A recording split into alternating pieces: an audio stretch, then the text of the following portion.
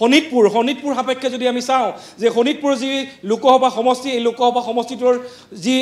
ভোটৰ যিটো বিন্যাস সলনি হৈছে সমষ্টি পুনৰ নিৰ্ধাৰণৰ পিছত আৰু দেখা গৈছে যে মুঠ বিধানসভা সমষ্টি 9টা আৰু এই শোণিতপুৰ বিধানসভা সমষ্টিত আমি যদি চাওঁ এবাৰ সেয়া হৈছে সমষ্টি পুনৰ নিৰ্ধাৰণৰ পিছত চতিয়া যিটো বিধানসভা সমষ্টি আছিল য'ত বিজেপিৰ বিধায়ক পদ্ম হাজৰিকা আছে সেইটো বিলুপ্তি ঘটোৱাৰ পিছত এটা নতুন সমষ্টি তাত সংযোগ হৈছে সেয়া হৈছে নদুৱাৰ সমষ্টি আৰু ইয়াৰ বিপৰীতে যদি আমি চাওঁ যে বিপুৰীয়া যিটো বিধানসভা সমষ্টি আছিলে পূৰ্বতে লখিমপুৰ বিধানসভা সমষ্টিৰ অধীনত আছিল বিপুৰীয়া লোকসভা সমষ্টিত অন্তৰ্গত আছিল এই যিটো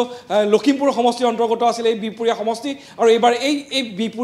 বিপুৰীয়া সমষ্টিটো এইবাৰ এই যিটো সমষ্টি আছে এই সমষ্টিত শোণিতপুৰ সমষ্টিত সংযোগ হৈছে আৰু আমি যদি পাৰ্টি সাপেক্ষে যদি চাওঁ তিনিগৰাকী পাৰ্টি মূলত আছে ঋষিৰাজ কন্দিন্য আম আদমি পাৰ্টি প্ৰেমলাল গঞ্জু কংগ্ৰেছ দল আৰু ৰঞ্জিত দত্ত যিগৰাকী বিহালীৰ বিধায়ক আছিল ৰঞ্জিত দত্ত বিজেপিৰ প্ৰাক্তন সভাপতি ৰাজ্যিক বিজেপিৰ সেইগৰাকী বিজেপিৰ প্ৰাক্তন যি সভাপতি আছিল ৰঞ্জিত দত্ত বৰ্তমানৰ বিধায়ক বিহালী সমষ্টিৰ সেইগৰাকী এইবাৰ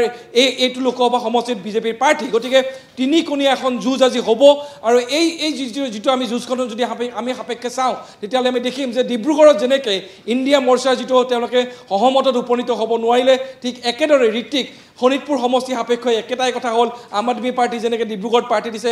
একেদৰে তেওঁলোকে ঋষিৰাজ কন্দিন্যক তেওঁলোকে পাৰ্টি দিছে গতিকে যুঁজখন কেনেকুৱা হোৱাৰ সম্ভাৱনা দেখা গৈছে চাওক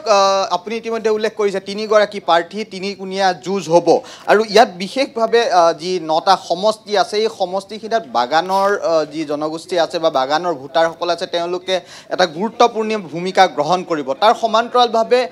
যদি আমি শোণিতপুৰ সমষ্টিটোত চাওঁ তেতিয়াহ'লে ভাষিক সংখ্যালঘুৰো এটা যি সমষ্টিটোত গুৰুত্ব আছে বা ভোটাৰ প্ৰাধান্য আছে আৰু ইয়াত যি ইণ্ডিয়া এলায়েন্সৰ কথা কোৱা হৈছিল ঋষিৰাজ কন্দিল্যই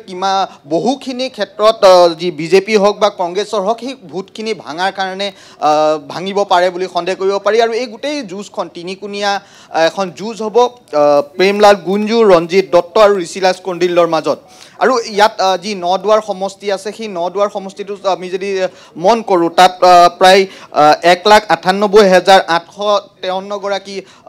ভোটাৰ আছে আৰু এই ভোটাৰৰ সংখ্যালঘু আৰু বাগানৰ ভোটাৰ ইয়াত আছে আমি দেখুৱাম বাগানৰ এটা ডাঙৰ ভোট বেংক তাত আছে আৰু এই ভোট বেংকটোৰ ওপৰতে টাৰ্গেট কৰি এতিয়া